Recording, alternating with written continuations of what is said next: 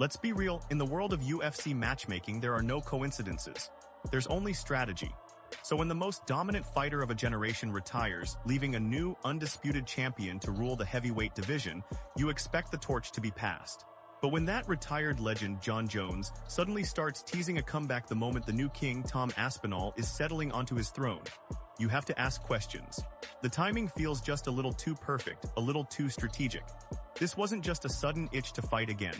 When you unpack the timeline, it looks less like a comeback and more like a masterclass in controlling the narrative, ensuring the GOAT only fights on his terms, against opponents he chooses.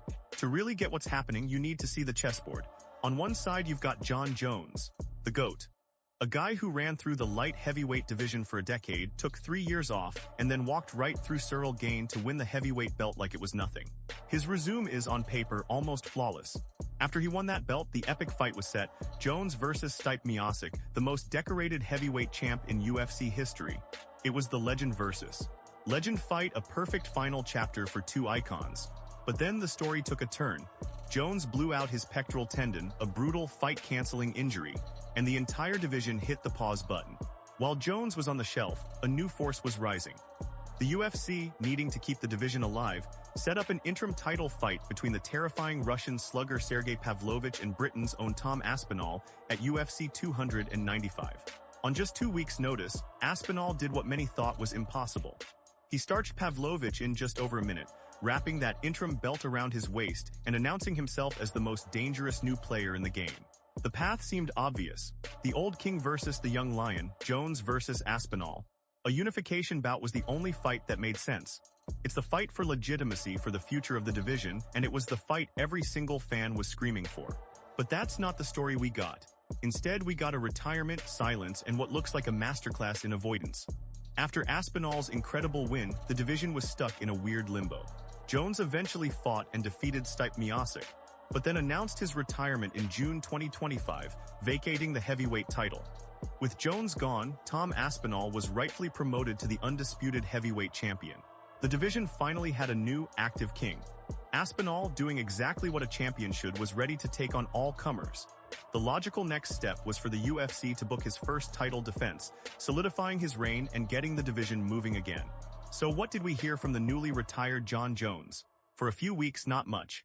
But then, just as the world started to accept Aspinall as the new face of the division, the whispers started. In July 2025, Jones casually announced on social media that his brief retirement was over, tweeting that he was back in the USADA testing pool to keep everyone's options open. Let's be clear about what this means. Re-entering the pool requires at least 6 months of testing before a fighter can be cleared to compete, so an immediate return was never on the table. But the timing of the announcement is what's telling. For the entire time, a unification bout with Aspinall was the most logical and demanded fight. Jones focused only on Stipe. The moment he's retired and Aspinall is the official, undisputed champion, Jones jumps back into the conversation, overshadowing the new champ and creating chaos.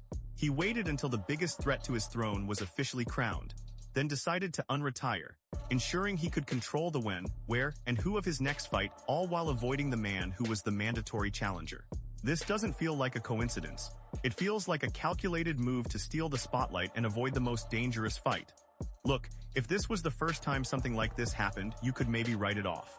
But with Jon Jones, there's a history. There's a clear pattern of managing his career by avoiding unnecessary risks when a safer, more strategic option is on the table. Remember UFC 151. Jones was set to fight Dan Henderson, but Henderson got injured. The UFC offered a replacement on short notice, Chael Sonnen. It was a big fight fans wanted to see. But Jones turned it down, citing a lack of prep time for a new style. His refusal led to the UFC canceling an entire event for the first time ever. Critics at the time saw it as a business decision to avoid any unpredictable risk, even against a guy he was heavily favored to beat. Then there's the big one, the Francis Ngannou saga. As Jones was planning his move to heavyweight, the entire world was salivating over a fight between him and Ngannou, the reigning, terrifying knockout king. It was the biggest super fight possible, but it never happened. The fight got tangled up in ugly contract negotiations between Ngannou and the UFC. Ultimately, Ngannou left the promotion.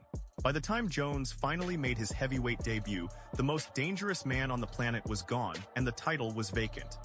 Jones fought and beat the phenomenal Cyril Gane, but he didn't have to go through Ngannou to do it. Once again, the biggest threat was conveniently gone by the time Jones stepped into the cage. When you see the current situation with Aspinall through that lens, it clicks into place. Aspinall, with his shocking speed, one-punch knockout power, and slick ground game, is the single greatest threat to Jones's claim as the heavyweight GOAT. And just like with Ngannou, the situation has unfolded in a way that allows Jones to avoid that threat while keeping his name at the center of the conversation. Now, let's be fair. Jones's supporters will tell a completely different story, and they've got some valid points. They'll argue that he is the greatest of all time, the biggest star, and he's earned the right to call his own shots. He doesn't owe anything to a new champion. Their main argument is that legacy is all that matters now. For them, the Stipe-Miocic fight was the pinnacle, a battle of the greatest light heavyweight ever versus the greatest heavyweight ever. A win over any other contender, including Aspinall, just wouldn't mean as much for his place in history. They'll say Jones isn't ducking Aspinall. He's just on a different level, chasing Mount Rushmore status, not just another title defense. They'll also tell you his injury was real and severe. A torn pectoral is no joke, and a fighter's recovery is their own business. The fact that he's teasing a return now is just that, a tease. He's simply ready to think about fighting again, and it just so happens that Aspinall is now the champion. But let's be honest with ourselves. In 2025, who is the more dangerous fight? Stipe is a legend, but he's older and has been out of the cage for a long time. Tom Aspinall is an undisputed champion in his absolute prime. Choosing to pursue any fight other than Aspinall feels less like a legacy move and more like a risk management decision. The true test, the fight that proves who the best heavyweight on earth is right now, is against Tom Aspinall. Sidestepping that fight isn't protecting a legacy, it's hiding it from the biggest threat. So what's the final verdict? When you lay out all the evidence, the convenient timing of his unretirement, his dismissal of Aspinall when he was the mandatory challenger, and the clear historical pattern of sidestepping the most dangerous fights, it paints a picture that's hard to ignore. Jon Jones probably won't ever admit it, but his actions point to a clear strategy. Keep your name in the headlines, but keep your body out of the octagon with Tom Aspinall. This whole game has consequences. It casts a shadow over the heavyweight division, where the new undisputed champion should be having his moment. Instead, he has the ghost of the GOAT looming over him, questioning his legitimacy. Tom Aspinall himself said the division is not exactly on fire, and this kind of narrative control is a big reason why. But the biggest impact is on Jon Jones's own legacy. His records will always be in the books. But for the fans who watch closely, for the historians of the sport, there's an asterisk slowly being penciled in. There will always be the question of why he never faced Francis Ngannou. And now, there will be the question of why he seems to be maneuvering around Tom Aspinall. True greatness is about taking on all comers, especially the ones who scare you. By playing the game outside the cage so perfectly, he might be sacrificing a piece of what makes a fighter a true legend inside of it. But that's just my take on it. Am I connecting dots that aren't there, or is this all just one big, strange coincidence? Is Jon Jones the ultimate strategist, or is he expertly ducking the most dangerous fight of his career? Drop your take in the comments below.